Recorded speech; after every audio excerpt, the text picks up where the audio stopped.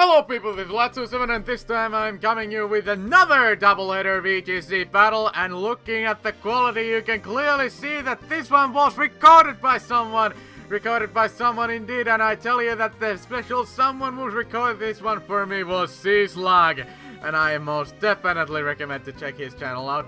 He does upload Pokemon-based content, although he has made this one Puyo Tetris or something like that for a little while. So if you're interested in that, you definitely should go check his channel out. And I am just greatly obliged that he was able to record these two battles for me, because I just want to offer quality for you. And speaking of quality, I believe that my new program, what I have for audio recording, should be able to handle my narration a bit better, so I think it would offer you a better quality altogether. So, and look at now at the team, look at the matchup here. I was actually...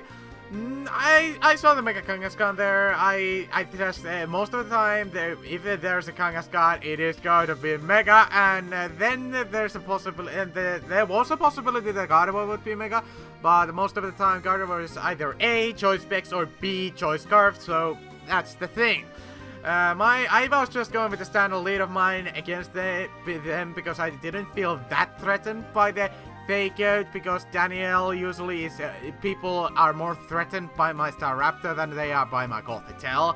So yeah, and without further ado, let's jump right into this first match. So let's see here. It's gonna do a bit of loading, and now we are going against this Japanese fellow right here, and she's gonna lead off with the Kangaskhan and the Talonflame as I lead off with Staraptor and Gothitelle. So, here I was intimidating my opponent. I was intimidating both of these physical attackers. I'm happy that I did that. I had to switch out. I was predicting fake out on the Staraptor slot, and I then went into my Ferrothorn, the Ninja Ferrothorn coming in. And I was hoping that my opponent wouldn't really predict that and go with the Flare Blitz onto my Ferrothorn slot. But the Kangaskhan is gonna go Mega, and the Kangaskhan will indeed use the fake out onto my Ferrothorn, which in turn makes it so that it will take some Iron Barb's damages by it. Which in turn kind of weakens it a little bit, not that much, but it's still damage is damage. It's the Spiky Shield damage right there. And now I was going with the Trick Room. However, then it's not the Staraptor, the Talonflame is showing Taunt, which prevents me from using Trick Room. And now I just have to switch out my Gothitelle, change my Battle Blind a little bit, and then bring in my Staraptor. And the reason why I didn't protect on my Ferrothorn on this turn was because I knew that my Ferrothorn can indeed take a hit from this Talonflame, but it goes with the Tailwind, boosting my opponent's speed by 2 stages on the both Pokemon, and the Kangaskhan shows the Flamethrower! Ferrothorn does indeed take the 2 hits from the Flamethrower, and then retaliate with the almighty Gyro Ball! It's gonna deal a fair amount of damage. It's lacking on the KO, but it doesn't matter. Ferrothorn lives. Prince of Ferrothorn survives. Gothitelle coming in. And now, my Danielle is gonna go with the final gambit on the Staraptor. Not on the Staraptor. He's gonna go with onto the Talonflame and mixing up the Staraptor. My Staraptor is going with the final gambit onto the Talonflame on this turn. But my opponent kind of sees that coming. Goes with the Brave Bird onto my Staraptor, and then goes with the return on my Staraptor, making so that my final gambit will be weaker.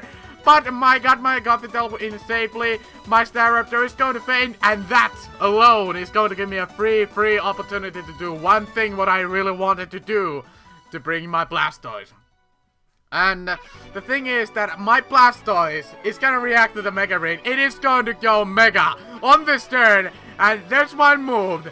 The one move that will save me the game. And I say, it's the fake out of the Blastoise going to the Talonflame, which in turn prevents it from using the taunt on my Trick Room, as the Kangaskhan going with the return on my Blastoise.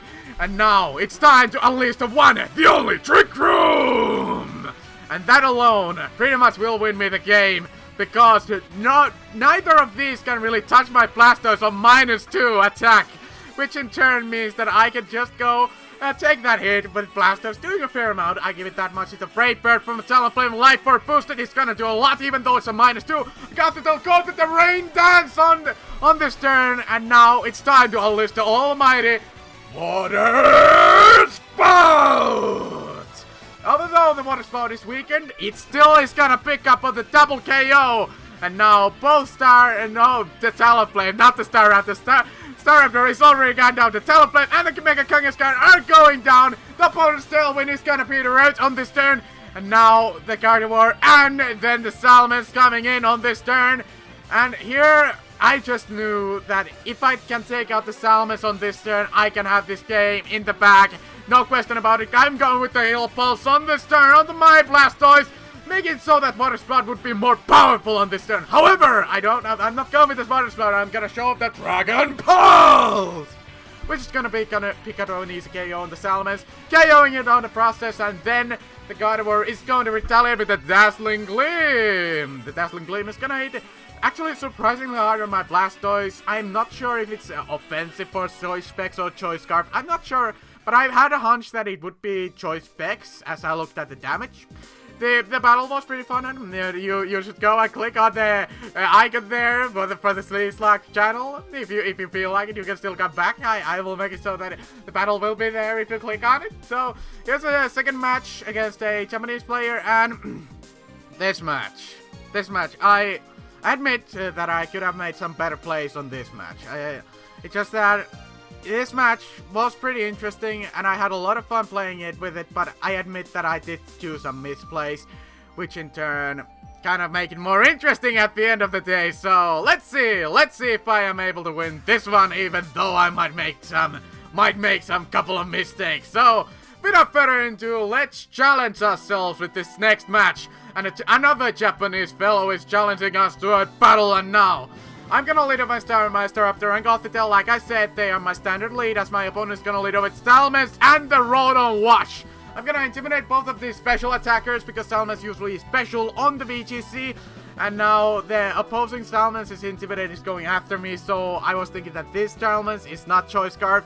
Switch in turn would allow me to go with the final Gambit of the Rotom, but Rotom reveals that it's Choice Scarf, going with the Volt Swing onto my Staraptor, and I was just, no! It was one thing what kind of slipped my mind, and now the Mobile is coming in, getting the double Intimidate off onto my Staraptor, and I'm just going with the final Gambit. I did not predict the Volt Switch from the Rotom. I was thinking about going with a U-turn or Volt Switch, U-turn or final Gambit, but I decided to make the worst play.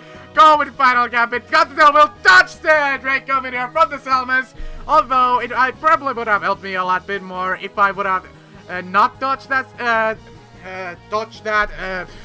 what's the Draco Meteor, just because it would have lowered the Salamence's attack by 2 stages, so that would have helped me to play around it a bit more.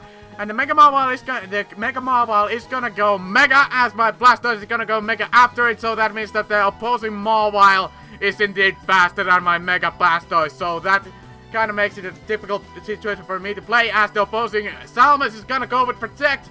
Gothitelle will unleash the Rain Dance, making it so that my Water Spout would be more powerful on this turn. However, there my opponent is gonna pick up on going with the Play Rough onto my Blastoise, weakening that Water Spout as I am going for it, and Blastoise is gonna go for it, and it's gonna deal a fair amount of damages to the Mega Mawile. And now I'm thinking, okay, they're gonna pull a Play Rough onto my Ferrothorn, because I'm gonna switch my Blastoise to a Ferrothorn, which in turn means that they will take some Iron Barb's damages, and I was going with the Psychic on the Mega Mawile, which in turn I was hoping that in-game junction with the Iron Barb's damage would take it out, because it's a bigger threat on my opponent's side. And no, it doesn't KO, and this is gonna get a pretty intense here, because the Mega Mawile is the biggest threat. There is no question about it.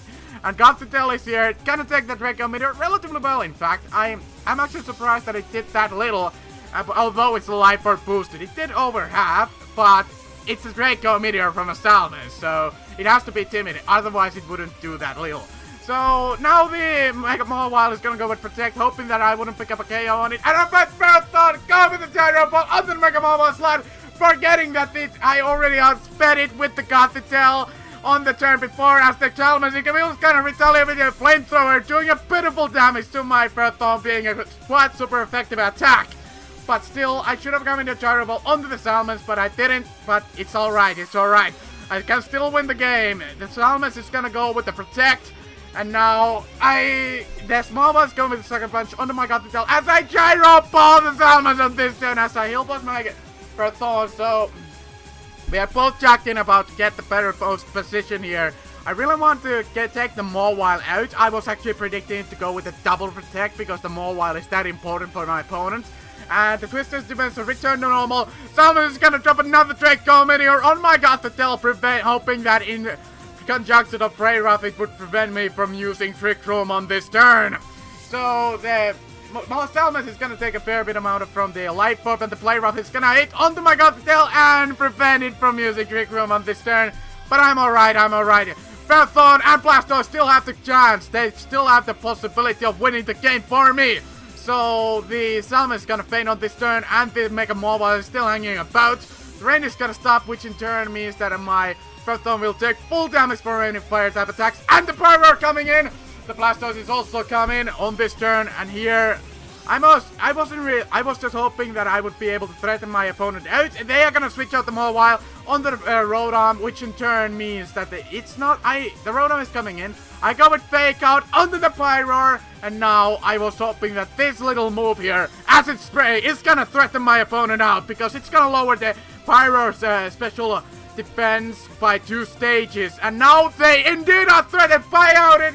They're indeed threatened out by it, and now the Mawile is coming in. I'm gonna pull a Protect on my Blastoise, which in turn allows me to actually take that Thunderbolt as the Rotom is gonna target my Blastoise, and now I will unleash the Power Whip on my Ferrothorn onto the Rotom. And now it's getting intense. It's getting intense there. Low HP Mawile and a Pyro versus a Ferrothorn and a Blastoise. The problem here is that I was really thinking that my opponent would overpredict and go with Hyper Voice and Sucker Punch. The opponent did indeed go with Sucker Punch, so I knew I could live from past experience. But the Pyro going with the Overheat on my Ferrothorn, and it's not gonna live it. Although the Ninja Ferrothorn usually dodges attacks like these, it's not gonna live it, and it's going down. Ferrothorn is fainted as my Blastoise is gonna go with a Water Spout, because I had to pick up the KO on the Mawile. But with the Ninja Ferrothorn, Blastoise still has his back on his head. He knows, because the Ninja Ferrothorn thought it to dodge the Overheat, but in the past stages, it's still going with the Dragon Balls, KOing the opposing Pyro, and that, my ladies and gentlemen, will be the game. Will they be the game, indeed. So, look at the previous battle. It was against a Japanese fellow here, and it was indeed a VGC doubleheader. So, I feel like doing this VGC doubleheader. So, it's been fun. It's been fun indeed. It's a lot of fun to do these battles, and I just like VGC a lot. It allows me to use different strategies. It allows me to be more liberate with my moves, you know. But yeah. I would recommend you check my previous battle out, although you can clearly see that the quality isn't actually up for the par, but still, it's alright, It's something what you could consider checking out, and like always, leave a like, leave a comment, and as always, have a fine day!